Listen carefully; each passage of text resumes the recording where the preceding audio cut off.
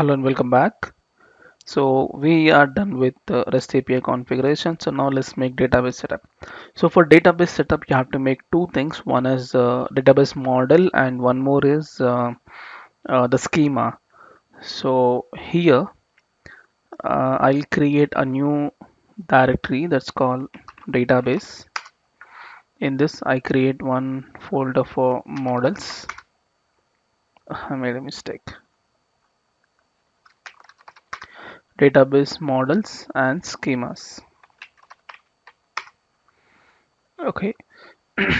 Generally, what happens is if you are using SQL Server or MySQL, so you have to execute the scripts on the database so that it will create a database structure and table structure in your database, and so that you can start using this type of code operations.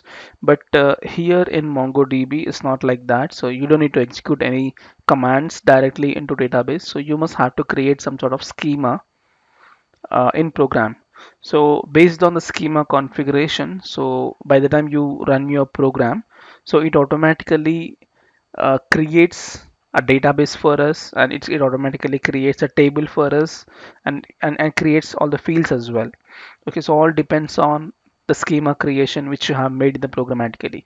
So you don't need to touch the database. And also please check, I have opened a MongoDB Compass database. So there is no database at all called Big Basket. So actually our database name is Big Basket, but it's not even there, okay, in actual MongoDB setup. But still, once you have started doing this schema configuration, so it automatically creates database over here. Okay, let's see how. So first of all, models. So I create a model. So model represents your table, and schema represents the configuration of a table. Okay, in model I create one TypeScript. Just say actually, what is your table name as per our configuration? Yeah, this is a database name, and table name is products. So I'll say product, uh, just say capital product. So I say interface. No, before that, just say uh, import mongoose from mongoose. Here I'll say constant. I think not constant. Let's say interface product. Let's say product im extends mongoose dot model.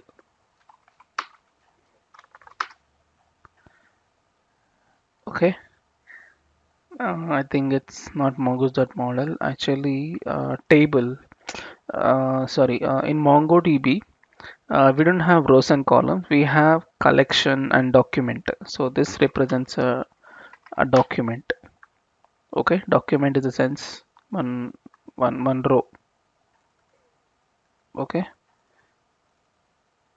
yeah. In this, so what fields required for you? I need ID, name, image. So all this. So underscore ID, string, name, uh, name, image, price. You can take a number or string. I'll just take it as a. Okay, let's take a string, not a problem. If you take a string for calculations and all the problem. Mm, okay, that's fine. Uh, price, quantity, and the information created it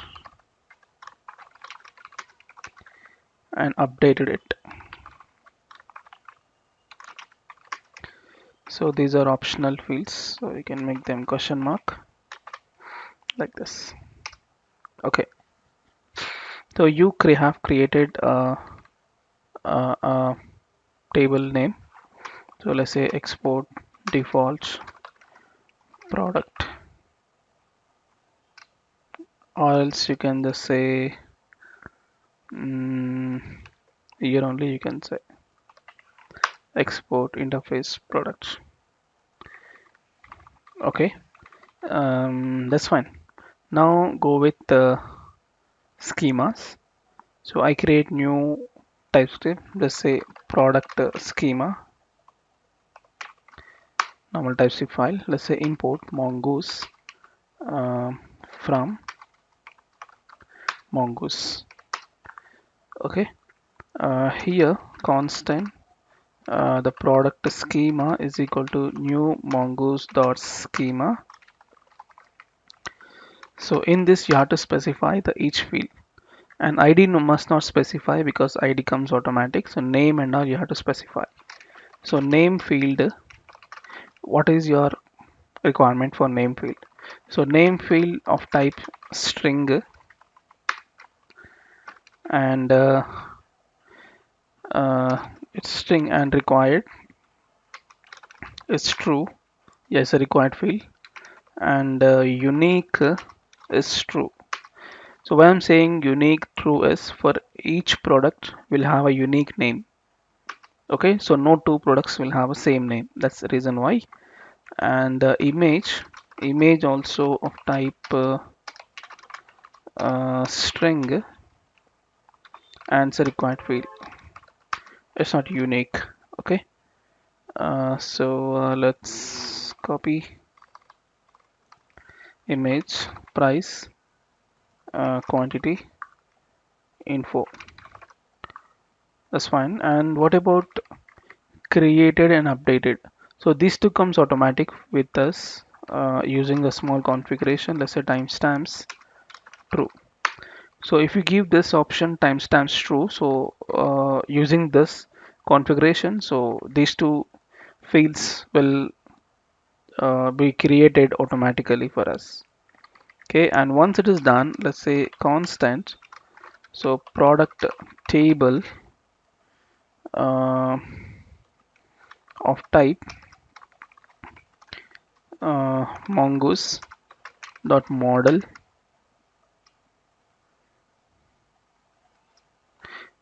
of my product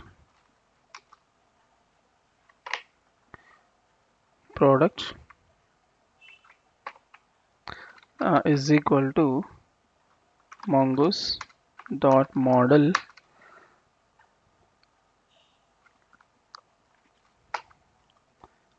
uh, what is that product, the table name products, and the product schema.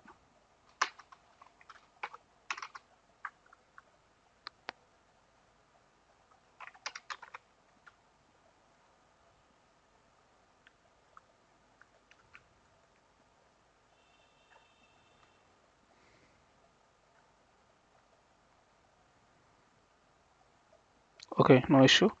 And let's say export default product table. Okay, that's fine. So now you have a product table with this schema.